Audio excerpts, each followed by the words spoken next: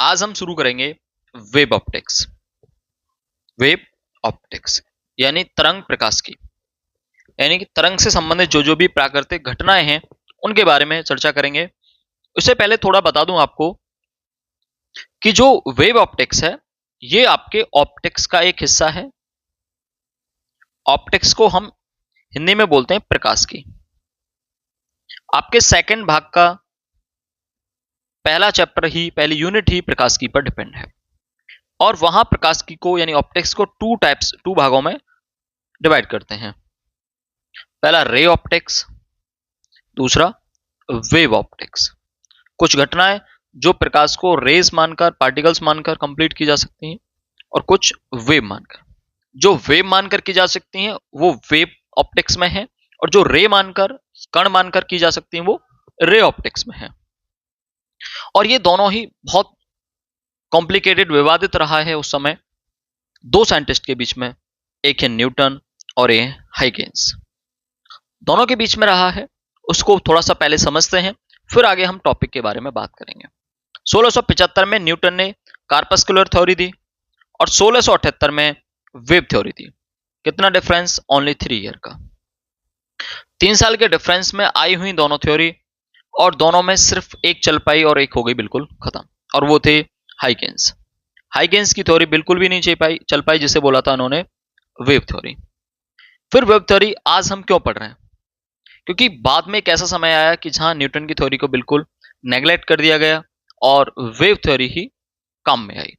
कुछ ऐसी घटनाएं हुई जहां न्यूटन की जो कार्पस्कुलर, या इसको बोल सकते हैं जो कण का सिद्धांत था, वो उसको क्लियरिफाई नहीं कर पा रहा था, जहां हाइगेंस उसको क्लियरिफाई कर पा रहे थे, इसलिए उसको बाद में मान्यता मिली। अब मैं यहां बात करूं तो 1850 में देख लो कितना समय जाकर कि इनको मान्यता मिली है। अब न्यूटन के अनुसार क्या है? न्यूटन के अनुसार प्रकाश छोटे छोटे कण छोड़ते हैं। कौन? स्रोत। और ये कण प्रत्यास्थ हैं, रिजिड हैं। प्रत्यास्थ मतलब बहुत ज्यादा इलास्टिसिटी इनमें भरी हुई है। इनके पास जैसे बाउंस बैक का या टकराकर वापस उछलने का जो गुण है वो बहुत ज्यादा है। रिजिड हैं, ठोस बहुत ज्यादा है, टूट नहीं सकते।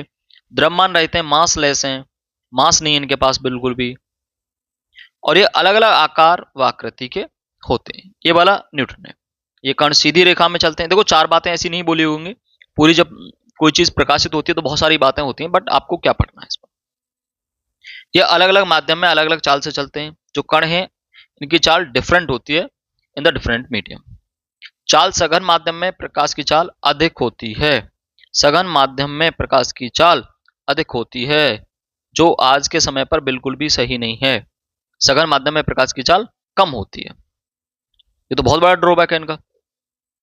विभिन्न रंगों के प्रकाश के पास विभिन्न आकृति व आकार के कण होते हैं। ये उसकी वेव से भी थोड़ा मैच खाता है कि अलग अलग प्रकाश के उनकी कलर की वेवलेंथ अलग अलग होती है। तो इन्होंने इस तरह से बोला कि कण अलग अलग साइज के होते हैं। ठीक है, इन्होंने क्या क्या एक्सप्लेन कर दिया था इन्होंने, या इनकी थ्योरी पे क्या पेस्ट चीजें कंप्लीट हो पाई? प्रकाश सीधी रेखा में चलता है, प्रकाश का परावर्तन और प्रकाश का अपवर्तन। ये कंप्लीटली समझ में आ रहा था इनकी थ्योरी से। क्या समझने में नहीं आ रहा था? विवर्तन, व्यतिकरण और ध्रुवण। और ये तीनों चैप्टर ही हमें वेव थ्योरी के अंदर पढ़ने हैं, या वेव ऑप्टिक्स के अंदर पढ़ने हैं। ठीक है, ध्रुवण तो नहीं पढ़ पाएंगे, लेकिन विवर्तन और व्यतिकरण आप समझिए। हाइगेंस के अनुसार क्या है, जिन्होंने अपनी थ्योरी 1678 में दी थी? प्रकाश एक यांत्रिक तरंग है, जो कि आज के समय पर बिल्कुल गलत है, क्योंकि प्रकाश क्या है? एक इलेक्ट्रोमैग्नेटिक वेव है। इलेक्ट्रोमैग्नेटिक वेव को चलने के लिए माध्यम की आवश्यकता नहीं है, लेकिन यांत्रिक तरंग है, जैसे साउंड वेव्स हैं, वो यांत्रिक तरंगें हैं, उन्हें चलने के लिए माध्यम की आवश्यकता होगी। अगर बिल्कुल माध्यम नहीं है, निर्वात है, तो प्रकाश की चाल, वो प्रकाश चल ही नहीं सकता है। अगर मैं कुछ बोलता हूं तो सामने 2 मीटर, 1 मीटर की दूरी पर भी खड़ा व्यक्ति कुछ भी नहीं सुन सकता बिल्कुल भी, क्योंकि उसको चलने के लिए कुछ ना कुछ मीडियम चाहिए। अब इनसे बोला गया कि प्रकाश को आने के लिए कोई ना कोई मीडियम की आवश्यकता है, तो इन्होंने बोला कि पूरे सर्वत्र सभी जगह ईथर फैला हुआ है, और ईथर बहुत ज्यादा विरल होता है, इसकी प्रत्यास्थता बहुत अधिक होती है। ऐसा क्यों बोला? क्योंकि उस समय साउंड जो थ्योरी है, मैं बोल सकता हूँ कि जो आपका साउंड है, तो साउंड को वेव माना जाता था, वेव आज भी माना जाता है, और उस समय ये सब कुछ क्लियर था जब तक 1678 में इनकी थ्योरी आई थी। तो बट इन्होंने सोचा या उन्होंने बताया था कि प्रकाश भी साउंड की तरह चलता है, प्रकाश भी साउंड की तरह चलता है। तो साउंड की यहाँ पर इक्वेशन लगाई है, देखो ये वेव जो आपकी यांत्रिक तरंग का समीकरण है, वेव इक्वेशन है आपकी y equal to sin omega T plus K X. तरंग की चाल v बराबर e बाई डी, यानी माध्यम की प्रत्यास्थता बटे माध्यम का घनत्व। घनत्व जितना कम होगा वेलोसिटी उतनी ज्यादा होगी, और e जितना ज्यादा होगा v भी उतनी ज्यादा होगी। इसलिए उन्होंने बोला है कि अधिक प्रत्यास्थ है और विरल बहुत ज्यादा है। विरल ज्यादा होगी तो घनत्व कम होगा। क्लियर। अब हाइगेंस के द्वारा किन किन चीजों की व्याख्या हो पाई या उनकी थ्योरी कहां कहां काम में आ पाई। प्रकाश सीधी रेखा में चलता है, इनसे भी क्लियर हो गया। प्रकाश का परावर्तन, इनके नियम से भी क्लियर। अपवर्तन भी, व्यतिकरण और विवर्तन। क्या क्लियर नहीं हो पाया, ये व्याख्या नहीं कर पाए प्रकाश ध्रुवण की और प्रकाश वैद्युत प्रभाव की, क्योंकि यह प्रकाश को वैद्युत चुंबकीय तरंग मानकर किया जाता है। प्रकाश ध्रुवण जो है वो कब समझ में आ सकता है, जब हमें पता हो कि प्रकाश एक वैद्युत चुंबकीय तरंग है। बट ये इन्होंने ऐसा बोला ही नहीं था, इन्होंने सिर्फ उसको यांत्रिक तरंग बोला था। है तो तरंग ही, तभी देखो हम इसको इस वाले पार्ट में पढ़ रहे हैं, क्योंकि है तो तरंग ही, इसलिए वेव थ्योरी के अंदर ही इसको पढ़ रहे हैं। प्रकाश वैद्युत प्रभाव ये इस पूरी यूनिट से आउट है, और इसका अपना अलग एक चैप्टर है, इसको अलग पढ़ेंगे। अब हाइगेंस को पूरा समझने से पहले हाइगेंस के कुछ प्रिंसिपल हैं, सिद्धांत हैं। किसी चीज को समझना है, किसी घर में तुम्हें जाना है, समझना है उसको, गेम को समझना है, तो उसके प्रिंसिपल आपको सिद्धांत समझने पड़ेंगे। ऐसे ही हाइगेंस ने बोला कि आपको मेरी थ्योरी को समझना है तो कुछ इमेजिनरी चीजें समझनी होंगी जो वास्तव में दिखाई नहीं देती, बट उन्हीं के बेस्ड पर सब कुछ क्लियर है। ओके, उनमें सबसे पहला पॉइंट आता है तरंगाग्र, इसको बोलते हैं वेव फ्रंट। ठीक है, अब ये सब कुछ शुरू होने से पहले तरंगाग्र ये सब कुछ मैं समझाऊंगा, इससे पहले एक वीडियो में इसमें ऐड करता हूं, पहले आप उसको देखिए। हाइगन्स प्रिंसिपल को डच फिजिसिस्ट क्रिस्टियान हाइगन्स ने 1678 में एक्सप्लेन किया था। यह प्रिंसिपल वेव थ्योरी का एक फंडामेंटल कॉन्सेप्ट है जो वेव फ्रंट्स के प्रोपगेशन को समझाने में मदद करता है। हाइगन्स प्रिंसिपल हमें लाइट के वेव नेचर को एक्सप्लेन करता है और यह भी बताता है कि लाइट कैसे प्रोपगेट करती है। आइए इसे डिटेल में समझते हैं। हाइगन्स प्रिंसिपल वेव फ्रंट के कॉन्सेप्ट पे बेस्ड है, जिसे कुछ इस तरह से एक्सप्लेन किया गया है। Wave front. हाइगन्स ने स्पेस को एक हाइपोथेटिकल मीडियम माना जो कि ल्यूमिनिफरस ईथर से भरा हुआ होता है। यह मीडियम मासलेस है और इसमें हाई इलास्टिसिटी और लो डेंसिटी है। अब मान लीजिए कि इस मीडियम में एक पॉइंट लाइट सोर्स है जिससे बहुत सारी लाइट वेव एमिट हो रही है। इन सभी लाइट वेव की स्पीड सेम है। अब मान लीजिए कि t टाइम बाद हर light wave x distance travel करती है। x डिस्टेंस ट्रेवल करने के बाद हर लाइट वेव मीडियम की किसी पॉइंट को टच करती है। इस पॉइंट को हम लोकस भी कहते हैं। इन हर एक पॉइंट पे मीडियम के पार्टिकल्स होते हैं जो सेम फेज में वाइब्रेट करते हैं। कहने का मतलब यह है कि पर्टिकुलर टाइम पे इन पॉइंट्स को टच करने वाली लाइट वेव का फेज सेम होता है। इसे हम ऐसे समझ सकते हैं कि सेम स्पीड से ट्रेवल करने वाली सभी लाइट वेव का लोअर और हायर एम्पलीट्यूड सेम होता है। एनिमेशन में हम देखते हैं कि पॉइंट लाइट सोर्स से हर डायरेक्शन में वेव एमिट हो रही है और एक पर्टिकुलर टाइम के बाद मीडियम की हर एक पॉइंट को टच करती है, जिससे एक 3D स्फेरिकल सरफेस बनता है और इसी इमेजिनरी सरफेस को हम वेव फ्रंट कहते हैं। ये वेव फ्रंट लाइट सोर्स से कंटिन्यूअसली एमिट होते हैं जो कि लाइट की स्पीड से ट्रैवल करते हैं। इन्हें हम कॉन्सेंट्रिक स्फीयर की फॉर्म में इमेजिन कर सकते हैं जिनका साइज लगातार बढ़ता जाता है। डेली लाइफ में हम वाटर रिपल्स को वेव फ्रंट मान सकते हैं, लेकिन ये वेव फ्रंट 2D होते हैं जबकि लाइट से एमिट होने वाली वेव फ्रंट 3D होती हैं। लाइट सोर्स के बेसिस पे वेव फ्रंट 3 टाइप के होते हैं। Spherical wave front. अगर लाइट सोर्स एक पॉइंट सोर्स हो तब जो वेव फ्रंट बनता है उसे स्फेरिकल वेव फ्रंट कहते हैं। Cylindrical wave front. अगर लाइट सोर्स एक लिनियर सोर्स हो तब जो वेव फ्रंट बनता है उसे सिलिंड्रिकल वेव फ्रंट कहते हैं, और प्लेन वेव फ्रंट। जब एक पॉइंट लाइट सोर्स या लीनियर लाइट सोर्स बहुत ज्यादा डिस्टेंस पे हो तब उससे आने वाली स्फेरिकल वेव फ्रंट या cylindrical wave front plane wave front की तरह अपीयर होती है। इसका बेस्ट एग्जाम्पल हम सन को मान सकते हैं। इससे आने वाली spherical wave front plane wave front जैसा अपीयर होती है। अगर हम डेली लाइफ की बात करें तो इसके कुछ एग्जाम्पल्स ये होंगे। वाटर रिपल्स जो कि 2D वेव फ्रंट होती हैं, साउंड वेव्स जो कि 3D वेव फ्रंट होती हैं। आइए अब समझते हैं हाइगन्स प्रिंसिपल के बारे में। हाइगन्स प्रिंसिपल हमें किसी भी वेव फ्रंट की ज्योमेट्रिकल कंस्ट्रक्शन और पोजीशन के बारे में बताता है। हाइगन्स प्रिंसिपल कहता है कि अगर हमें किसी पर्टिकुलर टाइम पे वेव फ्रंट का शेप पता हो तो हम हाइगन्स प्रिंसिपल का यूज करके किसी टाइम इंटरवल बाद उस वेव फ्रंट का शेप और पोजीशन का पता कर सकते हैं। हाइगन्स प्रिंसिपल को समझाने के लिए हाइगन्स ने 2 स्टेटमेंट दी है जिन्हें हम एनिमेशन की मदद से समझेंगे।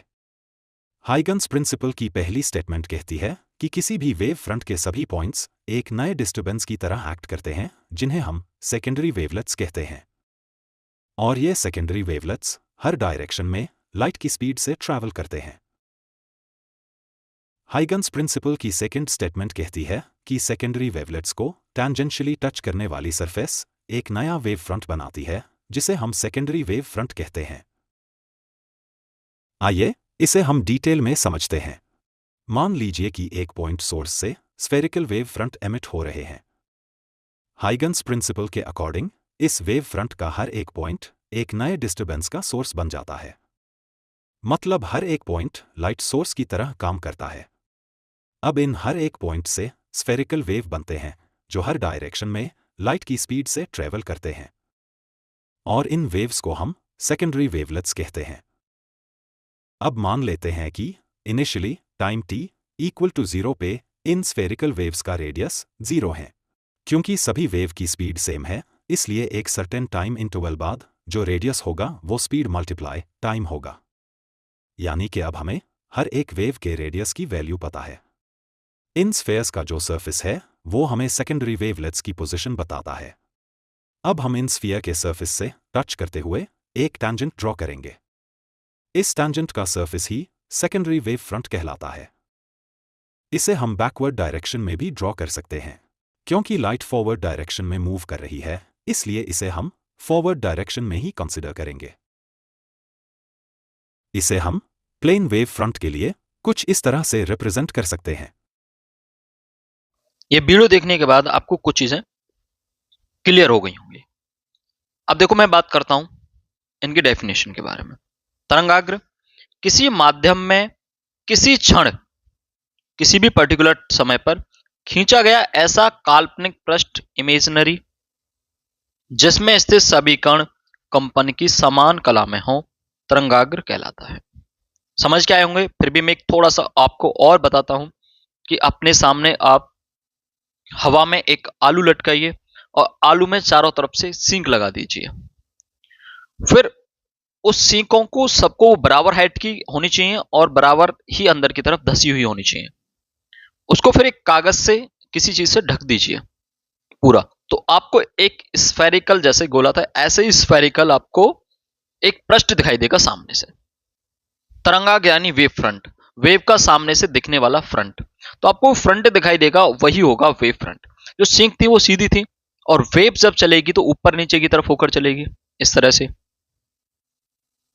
और जब ये चारों तरफ चल रही होंगी तभी आप किसी क्षण रोकना चाहोगे तो सामने से जब देखोगे आप यहां से तो आपको ये फ्रंट दिखाई देगा। तो इसमें और सारी रेज भी होंगी, जहां तक देखोगे एक साइड में आपको दिखेगा। और इसमें समान कला की या कंपन की समान कला में होंगे, इसकी ये बात करना चाह रहा है कि जैसे वेव चली है ऐसे करके और आपने अब रोक दिया, यहां देखना चाह रहे हैं, तो अगली वाली जो रेज होगी ना वो भी ऐसे करके मुंह करके ही होगी। इसे बोलते हैं समान कला में। अगर वो ऐसे करके ना होती ऐसे होती तो वो समान कला में नहीं है। ये वाली और ये वाली समान कला में नहीं है। सबके फेस ऊपर की तरफ है तो वो सब समान कला में। जब आपने रोका है, हो सकता है सबके फेस ऐसे करके होते तब सामने से आप फ्रंट को देख रहे हो, ओके, ज्यादा समझ नहीं आ रहा तो फिर डेफिनेशन याद कर लो। आगे, किसी समान माध्यम में किसी तरंग का तरंगाग्र सदैव तरंग संचरण की दिशा के लंबवत होता है एवं तरंगाग्र के लंबवत खींची गई रेखा को किरण कहते हैं। क्लियर? ये जो वेव फ्रंट होता है सामने से जो देखते हो, ये तरंग के चलने की दिशा के लंबवत होता है। भाई इसको अगर तुम तरंग माने तो हमेशा ये कैसा है? परपेंडिकुलर है। ये बात आपको अपने दिमाग में फिट करके रखनी है, ये वाली लाइन। देखो, वीडियो को रोक के पॉज करके लिखना, पूरे नोट्स बनाते चलना। अब हम आगे बात करते हैं कि तरंगाग्र तीन आकृति के होते हैं, समतल, गोलीय और बेलनाकार। अभी वीडियो में जैसा आपने देखा है, समतल, जब जो लाइट सोर्स है वो बहुत दूर हो तो आगे तरंगाग्र समतल में लेंगे। गोली तरंगाग्र जब कोई पॉइंट सोर्स हो, लिख देता हूं, पॉइंट सोर्स हो। और ये कब मिलेगा? जैसे कोई इस तरह की रॉड टाइप का कोई सोर्स है, बेलनाकार सोर्स हो। अब इससे वेव फ्रंट बनेंगे तो इसके चारों तरफ ये 3D आकृति है। वेव फ्रंट क्या है? 3D आकृति है। अच्छा देखो, अब मैंने समझाया हुआ है, जो आपका डिस्प्लेसमेंट है वेव का वो a sin omega T plus K x, ये है आपका। जहां y जो है वो कण का विस्थापन है। जैसे आगे चलेगा तो ये क्या करते हैं कि बीच में आने वाले जो कण हैं, बीच में जो भी कण आएगा वो भी क्या करेगा? ऊपर नीचे विस्थापन करेगा। तो ये कण का विस्थापन है y, और आगे x कितनी आगे चलेगी ये रेज, वो आपकी रेज है, तरंग है, वो x तरंग का विस्थापन है। और ओमेगा टी प्लस एक्स, ये ओमेगा है, डब्ल्यू नहीं है, omega T plus K x, ये आपका फेज है। क्लियर? कैसे सवाल निकालेंगे, कैसे करेंगे, सब कुछ समझेंगे, बस आप बने रहो। समतल तरंगाग्र, इनकी डेफिनेशन है, देख तो तुम आए हो, सब समझ के आ चुके हो। यदि माध्यम में तरंगें केवल एक ही दिशा में संचरित हो रही हो तो किसी भी क्षण खींचा गया काल्पनिक पृष्ठ समतल तरंगाग्र होता है। गोली तरंगाग्र, यदि तरंगें माध्यम के किसी एक बिंदु स्रोत से उत्पन्न हो रही हैं तो वो सभी दिशाओं में संचरित होंगी। यदि बिंदु स्रोत को ये कहीं मिस्टेक हो गया, बिंदु स्रोत केंद्र को, ये को नहीं है इसमें, को केंद्र मानकर किसी भी त्रिज्या का एक गोलीय पृष्ठ खींचे तो उस पृष्ठ पर स्थित माध्यम के सभी कण समान कलाम में कंपन कर रहे होंगे। इस पृष्ठ को गोली तरंगाग्र कहते हैं। जैसे दिखाया गया है, अगर आप देखोगे तो ये 3D में बनाने की कोशिश की गई है मेरे द्वारा। ये क्या है? ये गोली तरंगाग्र है। ठीक है? बेलनाकार तरंगाग्र कैसे होंगे? यदि माध्यम में तरंगें रेखी स्रोत से उत्पन्न हो रही हैं, रेखी मतलब ऐसे लंबाई वाले से, तो वे स्रोत के लंबवत सभी दिशाओं में संचरित होंगे। यदि रेखी स्रोत को अक्ष मानकर किसी भी त्रिज्या का एक बेलनाकार पृष्ठ खींचे तो वो पृष्ठ तरंगाग्र कहलाता है। यहां से सेकेंडरी वेवलेट का जो थ्योरी है वो समझते हैं, द्वितीयक तरंगिकाओं का सिद्धांत।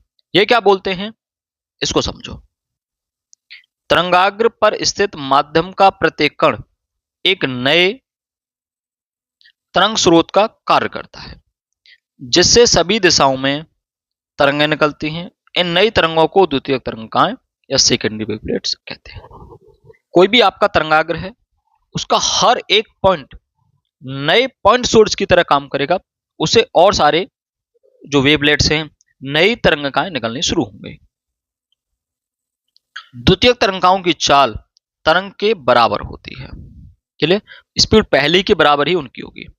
जैसे आपके पास ये एक पहला वेव फ्रंट है, सही है, और इस वेव फ्रंट पर जितने भी बिंदु हैं वो सभी नए पॉइंट सोर्स की तरह काम करेंगे, तो उनसे क्या होगा? ऐसे करके गोल आगे की तरफ बढ़ेंगे। स्पीड बराबर होगी तो इनकी रेडियस चारों तरफ बराबर होगी। अगर मैं इस पॉइंट सोर्स की इस डिस्टेंस की बात करूं टी समय में, तो ये भी उतनी दूरी तय करेगा, ये भी उतनी दूरी, और ये भी, और इन सबको स्पर्श करती हुई अगर एक रेखा खींची जाए तो ये आपका अगला वेव फ्रंट होगा। ठीक है? और इनको क्या बोलते हैं जो नए नए बन रहे हैं? इनको बोलते हैं सेकेंडरी वेवलेट या द्वितीयक तरंगिकाएं। ठीक है? अगर ऐसे चल रहे हैं सीधे पे तो उसमें भी ऐसे गोले बनेंगे नए नए, जो आपको इस तरह से बताए। ये क्या है? नए तरंगाग्र की स्थिति। अब चलिए, इसमें कुछ भी नहीं है, ऐसे ही लिखने के लिए आता है। नए तरंगाग्र की स्थिति वो तो हम वैसे भी समझ गए। माना एक एस बिंदु स्रोत है ये, जिससे तरंगें निकलती हैं, तरंगें निकल रही हैं, इन तरंगों की चाल v है। माना किसी क्षण गोलीय तरंगाग्र ए बी है, तो पहला तरंगाग्र ए बी हमने मान लिया है। हाइगेंस के अनुसार प्रत्येक कण से द्वितीयक तरंगाएं निकलती हैं, मान लिया, यहां से यहां से यहां से।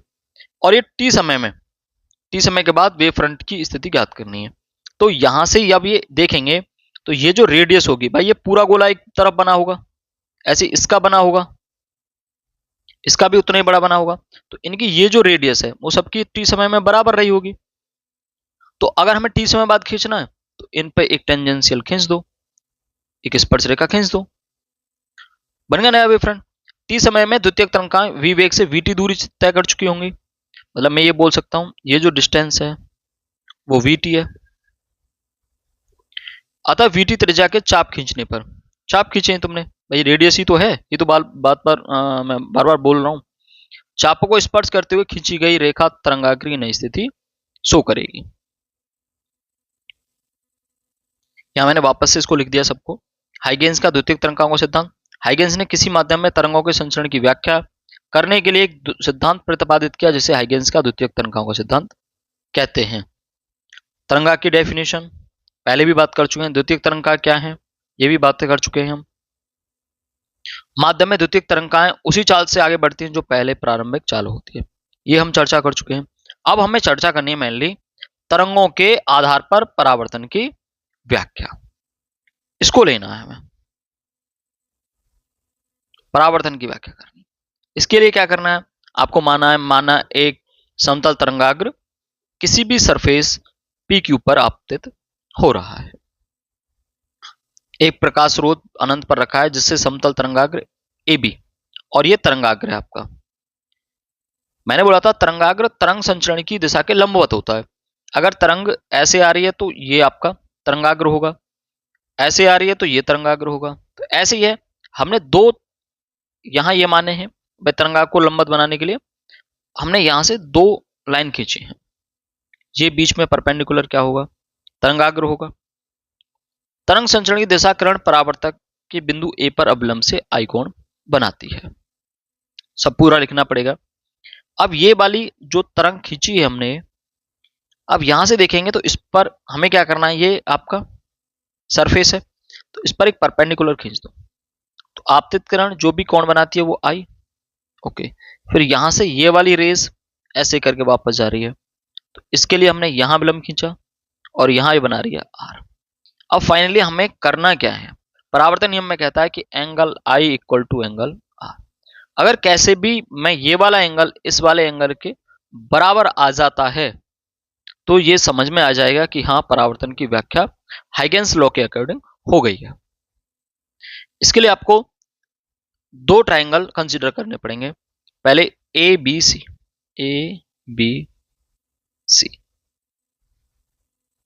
ठीक है। अब ए बी सी के अंदर ये वाला एंगल आई, अब ये एंगल आई यहां कैसे आया, यहां से, इस बात को समझो। ये एंगल आई है, ये और ये 90 डिग्री का कोण बनाते हैं आपस में, क्योंकि ये क्या है आपका तरंगाग्र है। ये आई है तो ये वाला बना कोण, सॉरी ये तरंगाग्र नहीं है, सॉरी ए बी वाला तरंगाग्र है। ये आई है तो ये 90 माइनस आई होगा। ओके, ये 90 माइनस आई आ गया ये। अब देखो ये और ये पृष्ठ है और ये इस पे अवलंब है, ये 90 डिग्री का कोण बनाएंगे पूरा। मैं बात करना चाह रहा हूं कि आपको ये तो पता है और ये और बताना है आपको। ये 90 माइनस थीटा है, 90 माइनस आई है, तो ये पूरा 90 है, तो ये बचेगा आपका ओनली आई। ओके, इसको 90 माइनस थीटा मैं बता देता हूं, और इसको आप थीटा या एक्स कुछ भी मान लो, हमें इसकी वैल्यू बतानी है तो इसको एक्स मानो।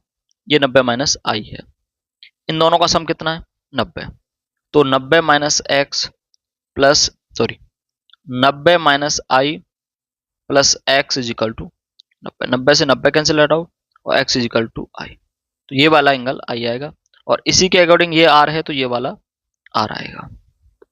ठीक है, दो ट्राइंगल ले लिए, पहले ले लिया ए बी सी और फिर दूसरा लेना C D A. C D A, एक तो ये और दूसरा ये, दोनों लो, और दोनों में आई और आर की बात हमें करनी है कि यहां से जब ये रेज यहां आई, मैंने मान लिया यहां, अभी आगे वाला मत देखो, तो यहां आते ये वाला जो पॉइंट है ये टकराएगा और यहां से नए वेव फ्रंट बनने शुरुआत होंगे ऐसे आगे की तरफ। उतने समय में जैसे ही ये यहां से यहां तक पहुंचेगा, उतने समय में, मेरे बोलने का मतलब है कि जितनी समय में ये डिस्टेंस कवर होगी उतने समय में बी से ये वाली डिस्टेंस कवर होगी। ये पॉइंट आपका, ये पॉइंट यहां पहुंच गया होगा तब ये यहां पहुंचेगा, उसके बाद फिर ये वाली बढ़नी स्टार्ट होगी यहां से ये पहले बढ़ चुकी थी। अगर वेलोसिटी v होती तो यहां से जाने में लगा समय t है तो vt हो जाएगी, और मैं बोल दूंगा कि ये रेड वाली भी vt हो जाएगी। तो BC बराबर है AD के, BC बराबर है AD के। ओके, और ये एंगल B पे 90 डिग्री का और यहाँ पे D पे 90 डिग्री का, तो angle D is equal to angle B। ये दो बात अपने दिमाग में रखेंगे, फिर इसको करते हैं। सर्वांग सम होने की क्या दो कंडीशन है? सर्वांग सम में होने की दो हैं, एस एस ए, दो साइड बराबर हो और एक एंगल बराबर हो तो सर्वांग सम हो जाएगा त्रिभुज। एक तो BC और BD बराबर हैं दोनों में, एक भुजा और कौन सी? इसमें देखोगे, इसमें तो ये नीचे वाली AC, ये लाइन इसमें भी कंसीडर हो रही है। दूसरा बनाओ ABC, ये लाइन इसमें भी कंसीडर हो रही है, तो मतलब दोनों के लिए उभयनिष्ठ है।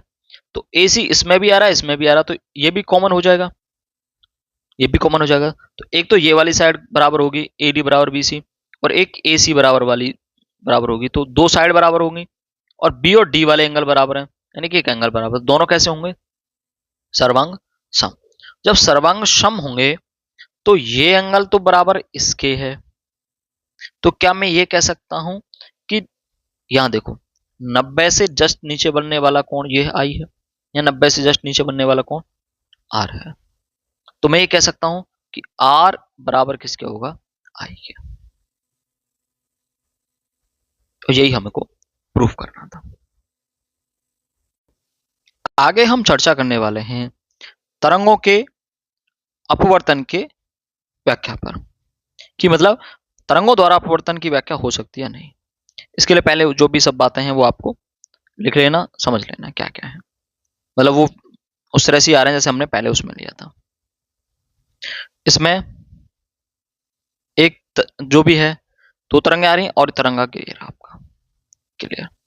इसके लिए ये आपतित रेज है तो इसके लिए हमने एक अवलंब खींचा और एंगल हो गया, और दूसरी तरफ ये जो परिवर्तित है यहाँ अवलंब खींचा, ये हो गया आर। ये बातें समझ में आई? आई और आर।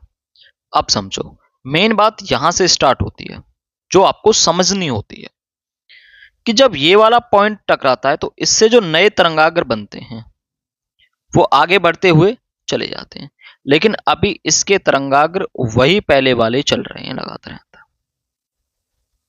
अंतर क्या होगा कि यहां कोई वन मीडियम है, दूसरा कोई मीडियम है।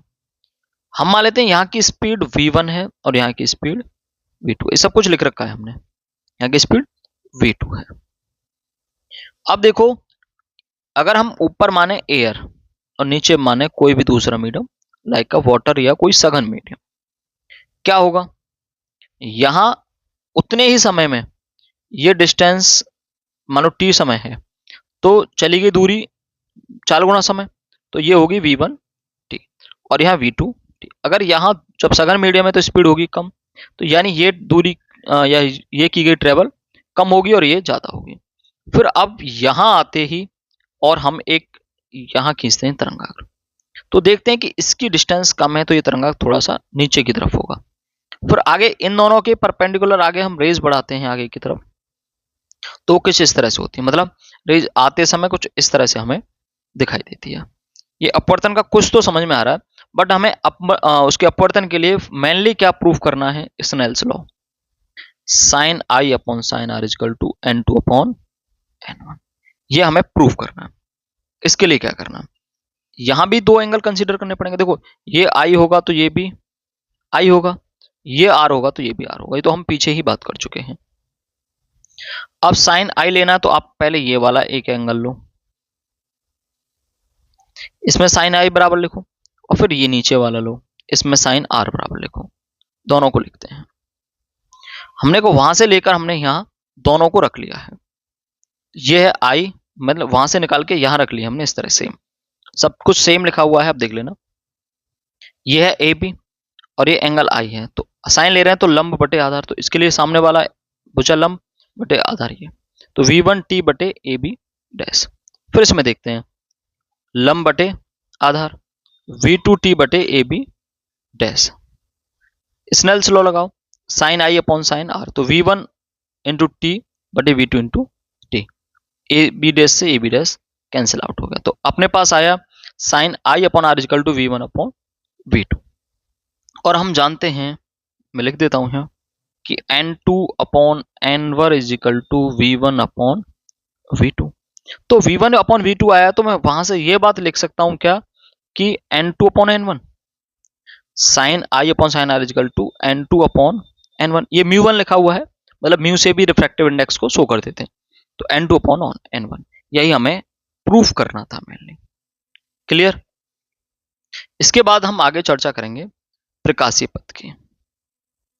प्रकाशीय पथ क्या है, इसके बारे में। किसी माध्यम में प्रकाश की किरण द्वारा किसी समय में तय किया गया प्रकाशीय पथ उसी समय में प्रकाश किरण द्वारा निर्वात में तय किए जाने वाले दूरी के तुल्य होता है। ये प्रकाश पथ की डेफिनेशन होगी, इसको समझ लेते हैं। माना माध्यम में प्रकाश की चाल v और निर्वात में प्रकाश की चाल c, और माध्यम का अपवर्तनांक n equal to c by v, by n2 upon n1 equal to v1 upon v2। उसे आता है भाई एयर मान लिया, तो वो n2 अपॉन n1 होगा, तो यहाँ 1 नहीं लिखा, सीधा n equal to c by v। मानो माध्यम में d दूरी तय करने में लगा समय t है, तो माध्यम में चाल कितनी थी v, समय बराबर दूरी बटे चाल t by O d by v, और प्रकाशीय पथ बराबर t समय में निर्वात में चली गई दूरी c इंटू टी। ये तो प्रकाश में स्पीड हो गई दूरी, और बराबर किस में होनी चाहिए, t समय में निर्वात में चली गई दूरी है। तो इसमें क्या करते हैं हम, टाइम की वैल्यू रख देते हैं, t is equal to D by B, और c into D by B is equal to n into D. और n इंटू डी क्या था पता तुम्हें, ये कि ये वाली वैल्यू ये c बाई बी, ये क्या हो जाती है n, ये रहा ना माध्यम का अपवर्तनांक n इज इक्वल टू, तो c by B is equal into n into D, ये आपका हो गया प्रकाशीय पथ। अतः जितने समय में प्रकाश n माध्यम में d दूरी तय करता है, उतने ही समय में निर्वात में nd दूरी तय करता है। मेनली इस बात को कहने का ये तात्पर्य है, जितने समय में प्रकाश n माध्यम के अपवर्तनांक वाले में d दूरी तय करेगा, और उतने ही समय में निर्वात में जो प्रकाश है वो n यानी ये वाला माध्यम गुणा डिस्टेंस d, इसकी इतनी ही ट्रेवल करेगा। यहां इसका बेस कॉन्सेप्ट खत्म होता है, और यहां से स्टार्ट होता है आपका व्यतिकरण। अब व्यतिकरण को समझाने से पहले मैं एक वीडियो दिखाना चाहूंगा आपको, उसके बाद फिर हम आगे बढ़ेंगे। क्लियर? इस वीडियो में हम समझेंगे इंटरफेरेंस ऑफ वेव। इंटरफेरेंस एक ऐसा फिनोमिना है जिसमें लाइट वेव्स एक दूसरे को सुपरइम्पोज करती है, मतलब मिक्स होती है। सुपरइम्पोज होने के बाद एक न्यू लाइट वेव क्रिएट होती है, जो दोनों वेव के कॉम्बिनेशन से बनती है। इंटरफेरेंस में दोनों लाइट वेव की वेवलेंथ, फ्रीक्वेंसी और फेज सेम होती है। आइए इसे हम डिटेल में समझते हैं। जैसा कि हम जानते हैं, लाइट रे वेव की फॉर्म में ट्रेवल करती है और हर लाइट वेव की पर्टिकुलर वेवलेंथ, एम्पलीट्यूड, फ्रीक्वेंसी और फेज होती है। अब मान लीजिए कि दो लाइट वेव Y1 और Y2 है जो सेम मीडियम में ट्रेवल कर रही हैं। ये दोनों लाइट वेव एक दूसरे को सुपरइम्पोज करती है जिससे एक रिजल्टेंट लाइट वेव बनती है और इस फिनोमेना को हम सुपरपोजिशन ऑफ वेव्स कहते हैं।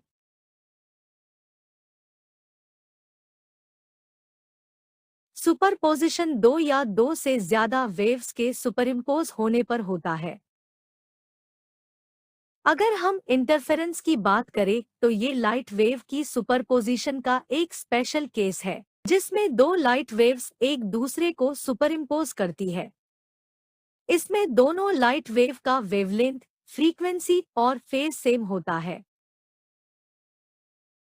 इंटरफेरेंस मेनली दो टाइप के होते हैं, कंस्ट्रक्टिव इंटरफेरेंस और डिस्ट्रक्टिव इंटरफेरेंस। जब दोनों वेव के क्रेस्ट और ट्रॉफ सेम फेज में हो तब जो रिजल्टेंट बनता है उसमें मैक्सिमम एम्पलीट्यूड होता है और उस इंटरफेरेंस को कंस्ट्रक्टिव इंटरफेरेंस कहते हैं। जब पहले वेव का क्रेस्ट दूसरे वेव के ट्रॉफ के साथ और पहले वेव का ट्रॉफ दूसरे वेव के क्रेस्ट के साथ हो तब जो रिजल्टेंट वेव बनती है उसमें मिनिमम एम्पलीट्यूड होता है और उस इंटरफेरेंस को डिस्ट्रक्टिव इंटरफेरेंस कहते हैं। तो इस वीडियो को देखकर आप समझ गए होंगे कि व्यतिकरण क्या है, इसको वो इंटरफेरेंस बोलता है। तो इंटरफेरेंस मतलब व्यतिकरण। ठीक है, अब मैं यहाँ डेफिनेशन से इसको फिर से समझाता हूं और आप इसको अच्छी तरह से समझ जाओगे। व्यतिकरण, जब किसी माध्यम में समान आवृत्ति, मोस्ट इंपोर्टेंट, की दो तरंगें एक साथ एक दिशा में चलती हैं तो उसके अध्यारोपण से माध्यम के विभिन्न विभिन्न बिंदुओं पर परिणामी तीव्रता उन तरंगों की अलग अलग तीव्रताओं के योग से भिन्न होती है। कुछ स्थानों पर तीव्रता न्यूनतम होती है, न्यूनतम, और कुछ स्थानों पर अधिकतम होती है। अब देखो, जहां अधिकतम होती है उसको संपोषी व्यतिकरण कहते हैं, जहां न्यूनतम होती है वहां विनाशी व्यतिकरण। समझो इसको। ये वेव चल रही है, दूसरे कलर की लेते हैं, और दूसरी वेव ये है और इसका भी सेम यही पैटर्न है। अगर ये दोनों आपस में कहीं भी मैच करती हैं, कहीं भी मिलती हैं, किसी भी बिंदु पर जाकर मानो यहां मिलती हैं, तो ये दोनों का, जिसको क्रस्ट बोलते हैं, श्रृंग बोलते हैं इसको, ऊपर वाले पॉइंट को, इसका श्रृंग यहां मिलेगा। तो ये दोनों मिलके हाई एम्पलीट्यूड की एक वेव बनाएंगी। मतलब उसकी जो यहां से ऊंचाई है वो ज्यादा होगी, इसके कंपैरिजन में थोड़ी बड़ी बनाएंगे वो। बात क्लियर? तो ये होगा संपोषी व्यतिकरण, ये वाला। विनाशी की बात करें तो ये है, एक ये चल रही है और दूसरी वाली जस्ट इसके अपोजिट चले, ऐसे करके। तो अब क्या हो रहा है कि इसका ये क्रस्ट श्रृंग इसके सामने, ये इसके सामने, तो ये जहां कहीं भी मिलेंगी तो आपस में टकराकर ये इस तरह से क्या कर देंगी, सीधी हो जाएंगी। जो वेव्स है उसका एम्पलीट्यूड बिल्कुल या तो जीरो या जीरो के लगभग हो जाएगा और इस कंडीशन में बनता है विनाशी व्यतिकरण। ठीक है, अब आगे ये जो पार्ट है, वैसे मैंने ये डायग्राम लगाया है, ये आगे समझ में आएगा जब हम देखेंगे उसका डबल स्लिट एक्सपेरिमेंट देखेंगे यंग का, तब ये चीजें हमें थोड़ा अच्छे से समझ में आएगी। वैसे यहां देखो, ये लाइट सोर्स, ये लाइट सोर्स है नहीं, लाइट सोर्स तो पीछे था, बट वहां से आगे ये बन रहा है और इस तरह से लाइट आगे ट्रेवल कर रही है, इस तरह से। अब देखो, अगर मैं इस रीजन की बात करूं, ये वाला रीजन, तो इसमें लाइट है और जहां ये गड्ढे वाली लाइट है ना, जो नीचे वाला रीजन है, यहां ये क्या बनाएगा, यहाँ ये डार्क स्पॉट बनाएगा। अभी ये डार्क स्पॉट और वो वाली कहानी आगे देखेंगे, पहले इसको समझो। यहां देखो ये वाली रेस,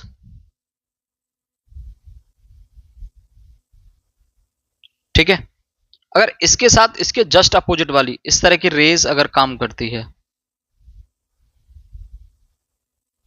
तो ये इस तरह से एक सीधी रेखा प्राप्त होगी, एक सीधी रेखा प्राप्त होगी। या मैं इसको इस तरह से समझाऊं तो मैं कि यहां ये वेव्स है और नीचे ये वेव्स है, तो दोनों सेम उसमें हैं। देखो इसका सरंग इसका सरंग, तो ये दोनों आपस में मिलके एक ऊंची एम्पलीट्यूड का, हाई एम्पलीट्यूड की एक वेव बनाएंगे जो कि ये बन रही है, इससे दोनों से मिलकर बनी ये। और यहां देखो यहां ये सब आमने सामने है, तो इन दोनों से मिलकर बनी ये। क्लियर, समझ में आ गया आपके में?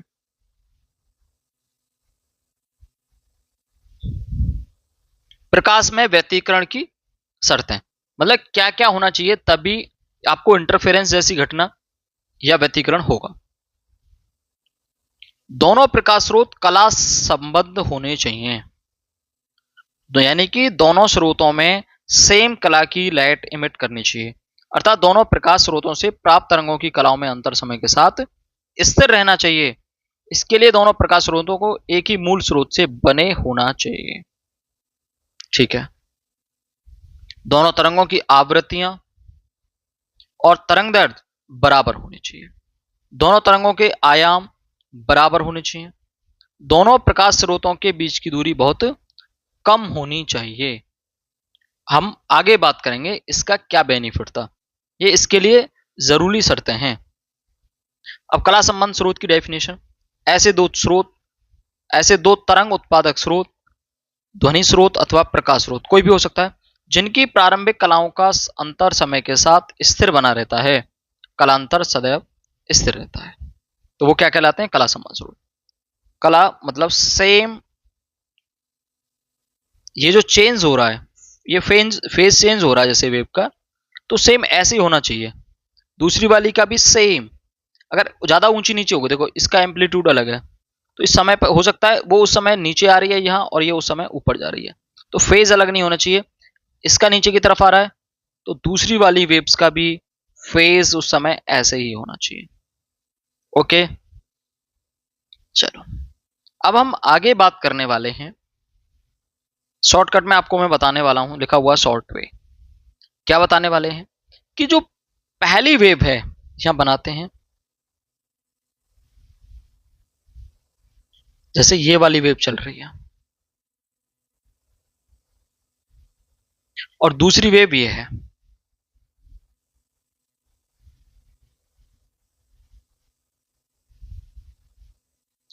अब इस वाली वेव का एम्पलीट्यूड ए है, इसको बोलते हैं ए, और इस वाली का भी, चलो इसको A1 मान लेते हैं अभी, और इसको A2। अगर ये दोनों तरंगें क्या करती हैं, या तो विनाशी व्यतिकरण या संपोषी व्यतिकरण, तो उस कंडीशन में परिणामी आयाम क्या होगा, इन दोनों से मिलकर जो वेव बनेगी उसका एम्पलीट्यूड कितना होगा, उसके बारे में बात कर रहे हैं। इसको वेक्टर से निकाल लेते हैं। देखो ये मानो A2 वेक्टर है और ये A1, एम्पलीट्यूड A1 और ये A2, तो आपका रिजल्टेंट इस तरह से होगा AR, ओके। इसको पैरेललोग्राम लॉ से हम इसको सॉल्व करेंगे। इसका नियम क्या कहता है कि जो AR है, इसका फॉर्मूला है, क्लास 11th में पढ़ते हैं हम, A1 का स्क्वायर A2 का plus 2AB cos theta, cos theta की जगह क्या ले लिया, cos फाई, और फाई क्या है, A और B के बीच का कोण, ये पूरा इसकी बात कर रहे हैं, ना कि इसकी, पूरा कोण क्या है, फाई। और यहां जो परिणामी विस्थापन है, माना y आए y, तो y क्या होगा भाई, y r मान रहे हैं ना, तो वो क्या होगा, किसका y r क्या है, मैं लिख देता हूं, कण का विस्थापन, तरंग नहीं है, उसका एम्पलीट्यूड का विस्थापन नहीं है, कंप्लीटली एम्पलीट्यूड नहीं है, कण का विस्थापन। जो तरंग दोनों मिली हैं उन उसके माध्यम के कणों को उससे क्या फर्क पड़ रहा है, उसका आया वो बता रहे हैं हम विस्थापन। तो माना y है y इक्वल टू क्या होता है, a sin omega t plus K x. अब हम यहां बात कर रहे हैं कि यहां अगर ये जो आपकी परिणामी आई है उसके लिए बात कर रहे हैं, अगर हम यहां y को, तो यहां एम्पलीट्यूड a आएगा, वो भी परिणामी y का आएगा, और साइन फेज क्या है, omega t plus K x 1 plus theta, क्योंकि 1 वाले से कितना वो कर रहा है, रिजल्टेंट थीटा कौन पर है। अगर टेन थीटा पूछे, ये सब फॉर्मूले हैं पहले से 11th क्लास के, a2 sine five plus a1 plus a2 cos five, ये फॉर्मूला है। अब बात करें आगे परिणामी तीव्रता की, तो वैसे तो इसका फॉर्मूला अलग रहता है, बट मैं यहां आपको पूरा बता रहा हूं उसमें कि परिणामी तीव्रता I इज इक्वल टू, यहां तो बताया था हमने क्या, यहाँ तीव्रता नहीं बताई थी, यहाँ परिणामी एक तो आयाम बताया था, ये जो निकाला है AR, और ये कण का परिणामी विस्थापन है, और यहां बात करने वाले हैं परिणामी तीव्रता की। I is equal to 2 pi F square A square rho V, जहां रॉ माध्यम का घनत्व है, दोनों तरंगों के लिए समान होगा, वो भी उसी मीडियम में चलेगी और दूसरी वाली भी, तभी तो इंटरफेरेंस होगा। अब दोनों के लिए अलग अलग तो नहीं होगा ये। v क्या है, तरंग का वेग, जब ये समान स्रोत से निकल रहा है तो माध्यम समान है तो वेग भी समान होगा। भाई वेग वेलोसिटी माध्यम से भी चेंज हो जाती है, सोर्स से सेम है। f क्या है, ये भी समान होगी क्योंकि ये क्या है, आवृत्ति है, क्योंकि omega is equal to 2 pi F, तो ओमेगा समान होना चाहिए। कला संबंध स्रोत होने के लिए क्या होगा, ओमेगा, अगर कला संबंध स्रोत हैं तो ओमेगा इनका बराबर होना चाहिए। यहां से एक चीज निकल के आती है कि जब ये सेम है, ये सेम है, ये सेम है, ये वैसे ही अपने आप में नंबर है, तो इन सबको मैं k बोल देता हूं। देखो I इज इक्वल टू के ए स्क्वायर, एम्पलीट्यूड ए स्क्वायर, यहां से ए स्क्वायर बराबर क्या हो जाएगा, I बाई के। I1 इज इक्वल टू के A1 स्क्वायर, अगर इसकी जगह I1 रखूंगा तो k पर तो कोई फर्क नहीं पड़ेगा, A1 लेना पड़ेगा, I2 की जगह k वही रहेगा, A2 लेना पड़ेगा। अब दोनों का क्या निकालना है, परिणामी। अब ये पता है हमने AR कैसे निकालते हैं, AR A1 का स्क्वायर A2 का स्क्वायर, आगे पीछे हो गया, और cos फाइव, ये cos फाइव है। तो हमें निकालना क्या था, A निकालना था टोटल कितना है, क्योंकि उसी बात पे तो डिपेंड कर रही है तीव्रता, के ए स्क्वायर, और ये क्या है, परिणामी आयाम, इसको निकालना है तो I परिणामी निकाल लो और बटा के कर लो। तो ये बराबर क्या लिखा हुआ है, I बाई के, तो I परिणामी रिजल्टेंट बटे के इज इक्वल टू, यहां क्या है, इसकी जगह I2 लिख जाएगा, तो I2 बाई के, A1 है तो यहां A1 रखोगे तो ये भी A1, ये भी, के तो सबके लिए फिक्स है, तो I1 बाई के प्लस 2, और सब अंदर आ जाएगा, अंडर रूट I1 I2, क्योंकि ये किसमें, इस पे स्क्वायर नहीं है ना, स्क्वायर नहीं है तो देखो यहां से स्क्वायर हटाओगे तो यहाँ रूट चढ़ जाएगा ना दोनों तरफ इसके रूट लेने पर, और cos फाइव। ओके, तो ये फाइनली आपके पास फॉर्मूला निकल के आता है मोस्ट इंपोर्टेंट, कि I जो तीव्रता है परिणामी वो I1 plus I2 plus 2 under root I1 I2 cos five के बराबर होती है। ये केस थोड़ा याद रखेंगे, इंपोर्टेंट है कि यदि I1 और I2 बराबर हो तो I के, तो उस केस में जो टोटल IR निकल के आता है रिजल्टेंट, वो 4I cos 5/2 के होता है। ये बहुत इंपॉर्टेंट फॉर्मूला है, ध्यान रख लेना, कई सारे सवाल इस पे बेस्ड आते हैं। अब संपोषी व्यतिकरण में बात कर रहे हैं। अब इन सब चीजों को जो हमने फॉर्मूले इनकी जो बात की है, अब इनको बात करने वाले हैं संपोषी व्यतिकरण में और विनाशी व्यतिकरण में। संपोषी व्यतिकरण ये क्या कहता है, जब IR एन रिजल्टेंट की तीव्रता और रिजल्टेंट एम्पलीट्यूड क्या होता है, मैक्सिमम या अधिकतम होता है, संपोषी व्यतिकरण बनता है। तीव्रता ज्यादा होती है तभी तो चमकीला बनता है तीव्रता, और यहाँ एम्पलीट्यूड ज्यादा होता है, जो पहले ये वाली तरंग थी ऐसे चल रही थी, ऐसे करके, और जब एम्पलीट्यूड बढ़ेगा तो वो इस तरह से हो जाएंगे। तो एम्पलीट्यूड भी बढ़ा है संपोसी में, और विनाशी में एम्पलीट्यूड कम से कम होगा, मिनिमम हो जाएगा, ये भी मिनिमम हो जाएगा, क्योंकि अंधेरा हो जाता है ना तो तीव्रता भी कम हो गई। अच्छा, और संपोषी व्यतिकरण बनता है जब cos phi is equal to 1 हो तो क्या होगा, मैक्सिमम होगा। ये भी पता चलेगी हमें। और अगर फाइ इज इक्वल टू 1 आ जाए फॉर्मूले में, देखो यहां अगर मैं cos फाइ की वैल्यू, यानी फाइ की जगह ले लूं मैं 0, तो cos 0 की वैल्यू 1 होती है। 1 होगी तो 1 का मल्टीप्लाई इधर है, तो ये आई आर की वैल्यू मैक्सिमम आने वाली है। अगर मैं यहां 90 ले लूं तो इसकी वैल्यू 0, तो यहां 0 होने पर ये पूरी टर्म 0, तो सिर्फ क्या रह जाएगा i1 प्लस i2, तो ये कुछ कम निकल के आएगी, नहीं आएगी।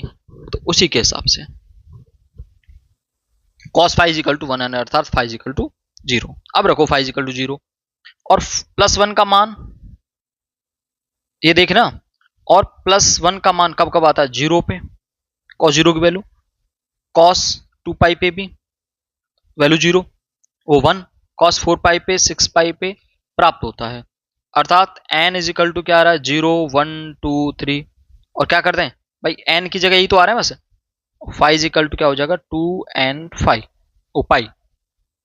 अगर फाइ 2n पाई है कभी भी, तो हमेशा संपोषी व्यतिकरण होगा, ये ध्यान रख लेना। ये कहां से आया, फिर से बता रहा हूं, मुझे लग रहा कम समझ में आया आपके में, कि उसने बोला कि cos 0 की वैल्यू 1 है और जो कि मैक्सिमम को दर्शा रही है, तो cos 0 की वैल्यू 1 है, तो क्या cos में किसी और वैल्यू पर भी, किसी और एंगल पे भी वैल्यू 1 हो सकती है जी। 2 पाई पे cos 360 पे, cos 4 पाई पे 6 पाई पे, तो हमने कहा कि phi is equal to 2n pi पे हो जाएगी, 2n पाई पे हो जाएगी। और n बराबर क्या है, 0 1 2 3, 0 रखोगे तो 0 को गुणा 2 में और पाई में 0 हो जाएगा, 1 का करोगे तो 2 पाई हो जाएगा, तो वही वाली वैल्यू आ गई। क्या रखोगे, 2 रखोगे तो 2 दूनी 4 आ जाएगा, 4 पाई हो जाएगा। तो इस तरह से फाइ इज इक्वल टू अगर 2n पाई है तो वैल्यू मैक्सिमम होने वाली है। आगे मैंने लिखा हुआ है, संपोषी व्यतिकरण के लिए फाइ 2n पाई होना चाहिए। और पथांतर, ये पथांतर क्या है संपोषी के लिए, इसको मैं अलग से बताता हूं। है क्या, मैंने कोई डायग्राम लिया है, नहीं लिया है, मैं लेता हूं इस बात को। देखो दो तरंगें यहां से स्टार्ट हो रही हैं, इस पॉइंट से,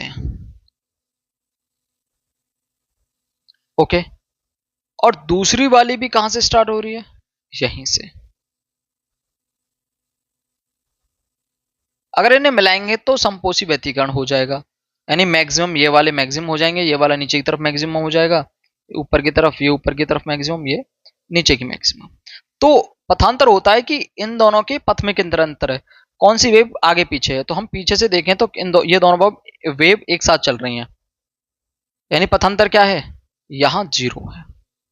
क्या और दूसरा केस है जिसमें पथांतर 0 वो संपोषी व्यतिकरण बन जाए, देखते हैं इस बात को।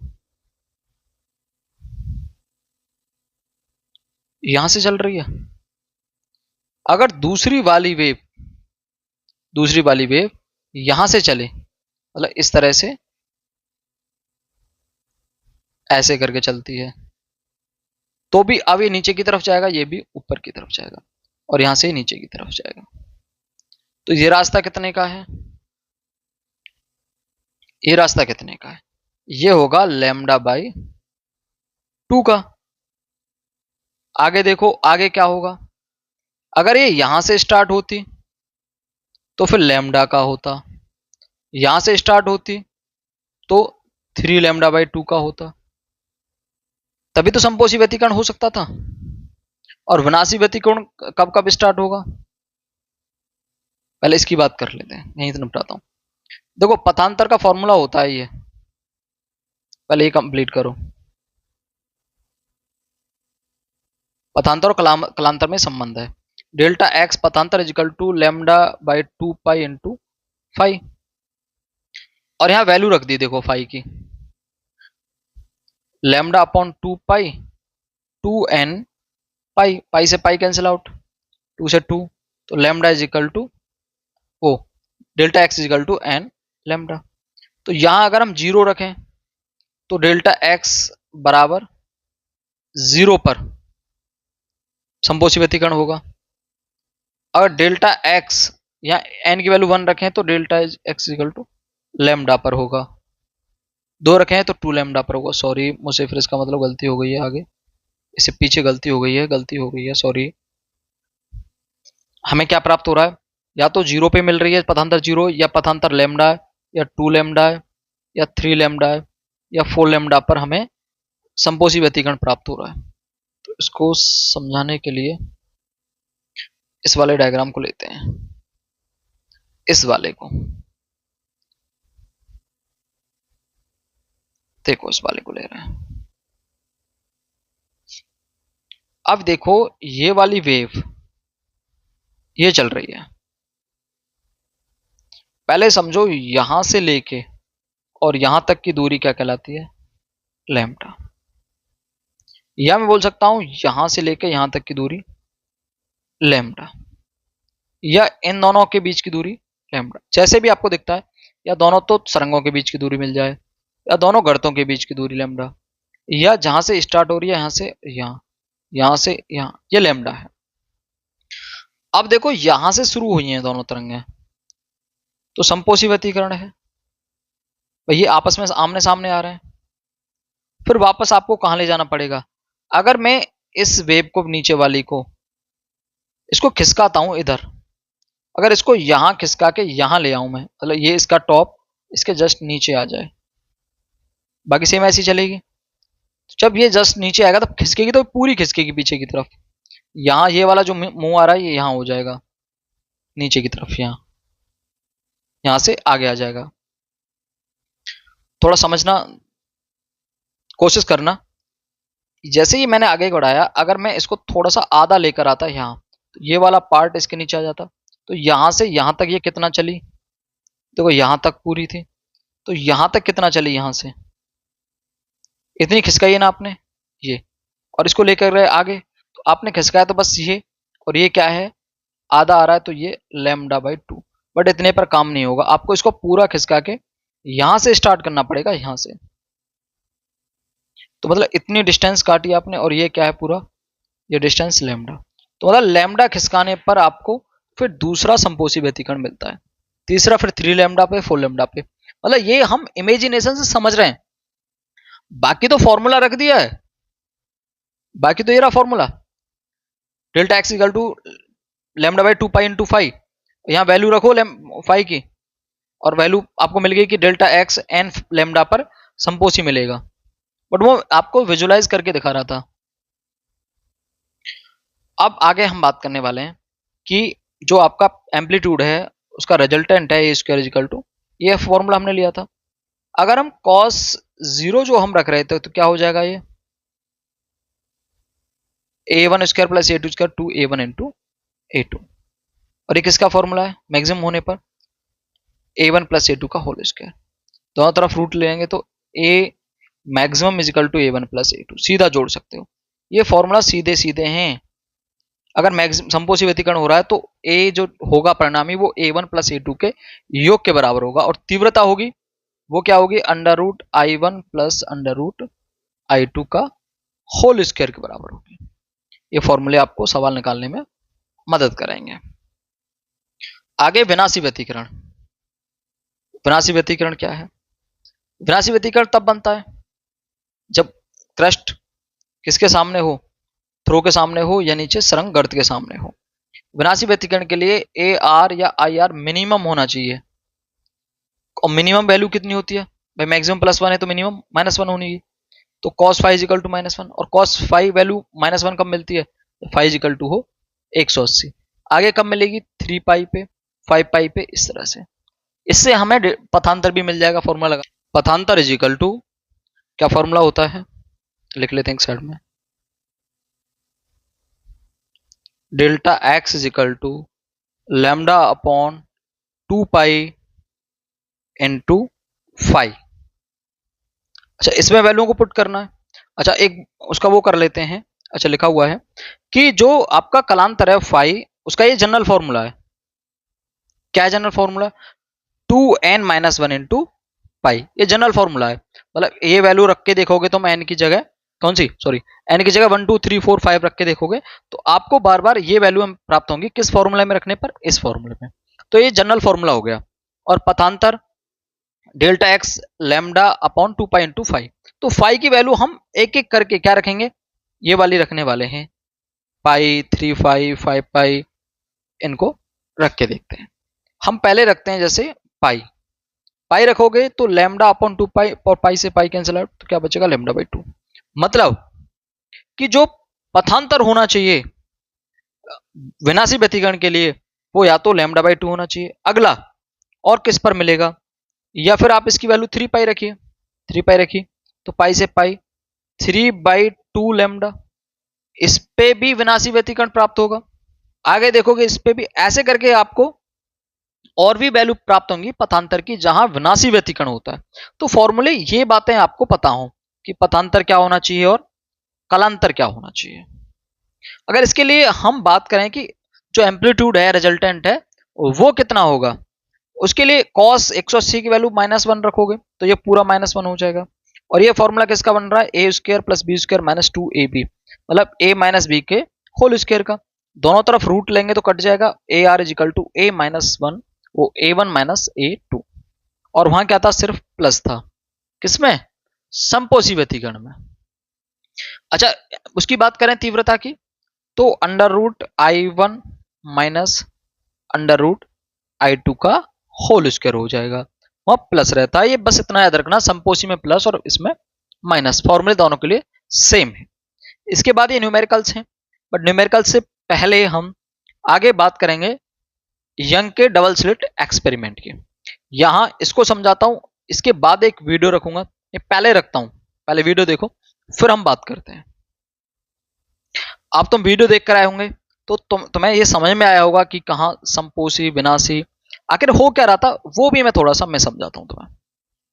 ऐसा हो रहा था कि हमने एक सोर्स लिया, ये वाला सोर्स, या तो ये मान लो पीछे से इसके पास कोई भी वो आ रही है, ये कैसे हैं, समतल तरंगाग्र आ रहे हैं, ठीक है।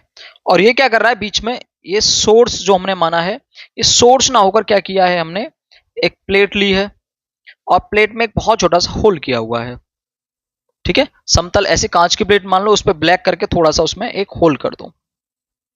उससे कुछ डिस्टेंस आगे एक बड़ी प्लेट लो, उसमें 2 होल करो, एक यहां और एक यहां, ये भी शार्प होल है 2, ओके।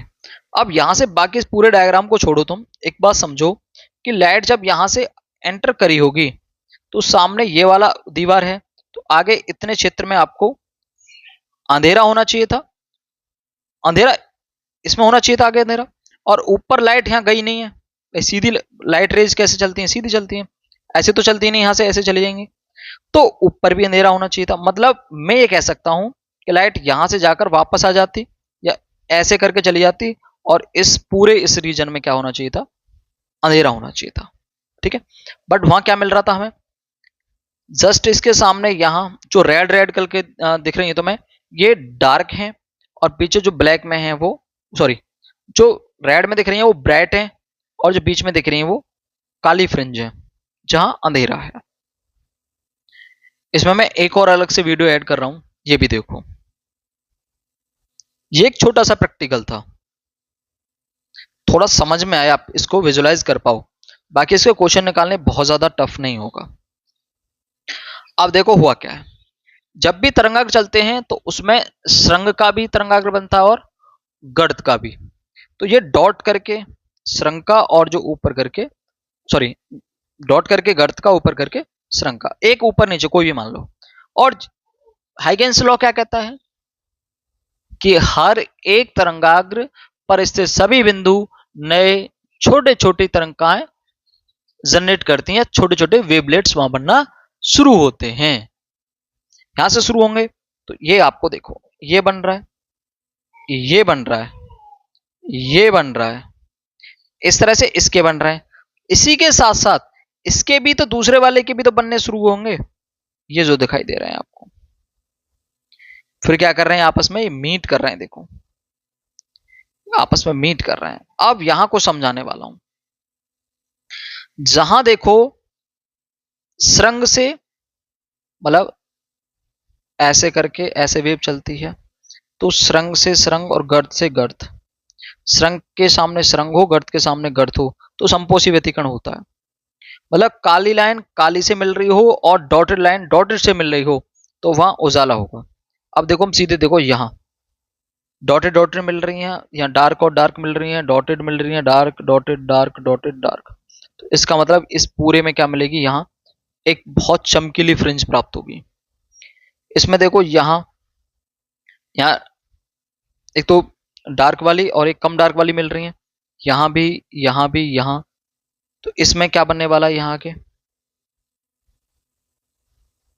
यहाँ एक अंधेरे वाला फ्रिंज बन रहा है। सॉरी, मैं पहले गलत बोल गया था इसमें, शुरुआत में मैंने इसको ध्यान नहीं दिया कि मैंने ये ब्राइट किया हुआ है, इसका मतलब मैंने सबको ब्राइट कर दिया था रेड बोल के, बट ये गलत है, मैं उसको वापस सही कर देता हूँ। ये जो डार्क है ये डार्क बन रही है, ये डार्क बन रही है, ये रेड है, फिर ऊपर डार्क बनेगी, नीचे डार्क बनेगी, ऐसे करके पूरी रेड नहीं है। तो यहाँ काली बनी, फिर देखो यहाँ काली से काली, डॉट से डॉट, काली से काली, डॉट से डॉट, काली से काली, डॉट से डॉट, काली से काली, डॉट से डॉट। तो ऐसे करके ये बनेगी ब्राइट फ्रिंज। इससे ऊपर जाओगे, जैसे मैं यहाँ की बात कर रहा हूँ, तो यहाँ और भी वेव्स नहीं है, तो यहाँ कैसी बनेगी, डार्क बनेगी। यहाँ देखो डार्क पे देख लो, डार्क और डॉटेड लाइन, डार्क और डॉटेड लाइन मिल रही है, डार्क और डॉटेड लाइन, डार्क और डॉटेड लाइन, डार्क और डॉटेड, डार्क और डॉटेड, डार्क और डॉटेड। तो यहाँ क्या मिल रहा है आपको, ब्लैक फ्रिंज मिल रही है। ये वेव्स मतलब बहुत सारा जो 3D था वो सब तुम उसमें देख कर आए हो, बट मैं फिर भी समझा रहा हूं आपको। ये सब कुछ डाटा पेपर के लिए आपको लिख लेना, इसके बारे में बताया कि कौन छिद्र है, क्या है, कहाँ क्या नहीं है, ठीक है। अब जो यहाँ पर्दा है जेड, इस पे क्या मिल रहा है, दीप्त और अदीप्त पट्टियां प्राप्त हो रही हैं। जो चमकीली दीप्त बोल रहे हैं, जहां अंधेरा उसको अदीप्त बोल रहे हैं। इन्हें व्यतिकरण फ्रिंजें भी कहते हैं। अब बात करते हैं प्रस्पंद रेखाएं क्या हैं। डेफिनेशन आती है प्रस्पंद रेखा, जिन स्थानों पर एक तरंग का स्रंग और दूसरी तरंग के स्रंग से, या पहली तरंग का गर्त दूसरी तरंग के गर्त से मिलता है, तरंग एक ही कला में मिलती है, उन स्थानों पर संपोषी व्यतिकरण होता है। इन सभी सरंग व गर्तों को मिलाने वाली रेखा प्रस्पंद रेखा कहलाती है। समझो इस बात को। ये जो लाइन खिंच रही है ना, ये वाली लाइन, ये ये ये इन लाइनों में से कुछ प्रस्पंद है और कुछ निस्पंद है। जो ब्राइट बना रही हैं चमकीला, वो प्रस्पंद है, जैसे ये वाली प्रस्पंद है और ये वाली प्रस्पंद है और ये वाली प्रस्पंद है, ठीक है। और निस्पंद कौन सी हैं, विनाशी व्यतिकरण इन स्थानों को मिलाने वाली निस्पंद कहलाती हैं। पूरा पढ़ लेना, यानी ये वाली निस्पंद है और ये वाली निस्पंद है। ओके, समझ में आ गया। डेफिनेशन याद करो, पेपर तुम्हें वहां प्रैक्टिकल तो करना नहीं है, डेफिनेशन को याद रखो। ओके, ये एक डेरिवेशन है कि फ्रिंज की चौड़ाई के लिए व्यंजक। अब फ्रिंज की चौड़ाई के लिए व्यंजक मैं यहां इसमें नहीं करा रहा हूं, ठीक है। सब कुछ लिखा हुआ है, फिर मैं इसी पे लिखे हुए पे समझाऊं तो अच्छा नहीं लगता है। मैं इसको एक अदर वीडियो में, एक और वीडियो बनाऊंगा जिसमें मैं फ्रिंज की चौड़ाई के लिए व्यंजक प्राप्त करूंगा, फ्रिंज की दूरी के लिए व्यंजक, वो मैं निकालूंगा एक अनदर पार्ट में। इसको हम स्किप करते हैं। क्लियर, ये सब कुछ फॉर्मूले, ये सब फॉर्मूले हम अलग से डेराइव करेंगे, क्योंकि इन्हीं के ऊपर मैं लिखता रहूं तो उससे कोई फायदा नहीं है। ये फ्रिंज की चौड़ाई के लिए है, इसके बारे में बात करेंगे। दो डेरिवेशन को बना देंगे, दूरी और इसके लिए, फिर इसके न्यूमेरिकल हैं। चैप्टर फिनिश होता है पूरा ही। इसके बाद हम इसके डेरिवेशन, मैंने इंपोर्टेंट ले रखे हैं न्यूमेरिकल 2023 में जो भी हैं, सब आई हुई क्वेश्चन लेता हूं मैं, जो जल्दी में ही पूछे गए हैं, ठीक है। ग्राफ वगैरह सब उसी में चर्चा कर लेंगे। प्रकाश के व्यतिकरण के लिए शर्तें ये आप समझ लो। दोनों तरंगों की आवृत्तियां और तरंगदैर्घ्य बराबर होनी चाहिए, ये पहले भी बताया था। आयाम बराबर हो, लगभग बराबर हो, नहीं हो तो दोनों प्रकाश स्रोतों के बीच की दूरी न्यूनतम हो, और दोनों प्रकाश स्रोत संकीर्ण होने चाहिए। किसकी दूरी की बात कर रहा था, यहाँ ये इन दूरी की बात कर रहा था। ये सोर्स S1 और S2 बहुत दूर ना हो, आप यहाँ बना लो। इनके बीच में ये छोटा होना चाहिए, मतलब ये बहुत नजदीक होने चाहिए, तभी बहुत अच्छा हमें ये फ्रिंज देखने को मिलेगा, जो भी आगे स्पष्ट बन रही थी। चैप्टर देखो खत्म होता है। चैप्टर में मेनली जो था, मैं वापस से रिवाइज कर रहा हूं कि चैप्टर में पढ़ना क्या था पूरे चैप्टर का सार। एक तो उसमें हाइगेंस लॉ पढ़ने थे, आपको समतल तरंगाग्र, जो भी तरंगाग्र उनकी डेफिनेशन याद रखो, व्यतिकरण की डेफिनेशन याद रखो, और डबल स्लिट एक्सपेरिमेंट है इसको याद रखो। बाकी डेरिवेशन हम आगे अगले पार्ट में करूंगा, क्योंकि भी पार्ट काफी बड़ा हो गया है, उसमें मैं सवाल करवाऊंगा फिर उससे अगले वाले पार्ट में। आपको कोई भी दिक्कत नहीं होगी। सबसे बड़ी बात है कि पढ़ते समय ये पता नहीं रहता कि जैसे जब मैं आपसे एक बात बोलूं कि एक थोड़ा सी कहानी बताता हूं कि अगर आप उस पे टीवी पे देखते हो कि मैच ऐसे खेलते हैं, बल्ला हाथ में पकड़ा और ऐसे करके हम बॉल सामने वाला फेंकता है, मार देते हैं। बस मैं यहाँ बोल ही तो जा रहा हूं, ऐसे आप टीवी पे देख रहे हो, या मैं यहाँ बोल रहा हूं, या मैं क्लास में बता रहा हूं। कोच बताता है कि ऐसे बॉल आती है तो आपको ऐसे बल्ला घुमाना है, ऐसे अगर बॉलर को बताएगा कि जब अगर बैट्समैन इस तरह की कंडीशन में तो आपको इस तरह से बॉल फेंकनी है, इतनी गेंदों पर इतने रन है तो आपको दबाव कैसे बनाना है, वो सब एक ओरल हो रहा है सब कुछ। बट आप सब चीज को तब बेहतर फील कर पाते हैं जब आप ग्राउंड पर खुद उतरते हैं। ऐसे ही बोल रहा हूं कि जो मैं पढ़ा रहा हूं वो सब कुछ क्या आने वाला है, क्या मैं पढ़ा रहा हूं, क्या मैं बोले जा रहा हूं, इस सबसे ज्यादा आपको पता लगेगा जब आप प्रीवियस ईयर क्वेश्चन करोगे। मैं करवाऊंगा तुम्हें कि हाँ सर ने क्या पढ़ाया था, पूरा फंस रहा है, तब आपको बेटर फील होगा। वीडियो देखते रहना और चैनल को सब्सक्राइब कर लेना, अपने फ्रेंड सर्कल में सबको शेयर करना है। धन्यवाद।